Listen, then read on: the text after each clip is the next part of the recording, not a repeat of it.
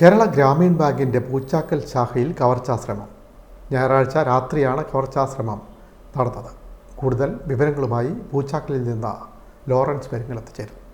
കേരള ഗ്രാമീൺ ബാങ്കിലെ പൂച്ചാക്കൽ ശാഖയിലാണ് കവർച്ചാശ്രമം നടന്നത്. ചേർത്തല അരിക്കുറ്റി റോഡിൽ പൂച്ചാക്കൽ ലിസിയം ജംഗ്ഷന് സമീപം പ്രവർത്തിക്കുന്ന ബാങ്ക് കെട്ടിടത്തിലാണ് കവർച്ചാശ്രമം നടന്നത്.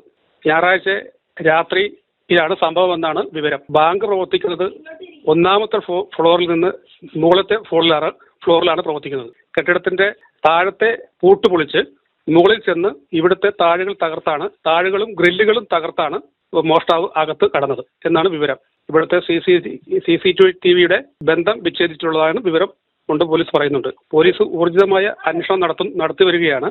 മുഖം മറച്ചാണ് മോഷ്ടാവ് അകത്ത് കടന്നതെന്നാണ് പ്രാഥമികമായ വിവരം ലഭിക്കുന്നത്. പോലീസ് അന്വേഷണം നടത്തി വരികയാണ്.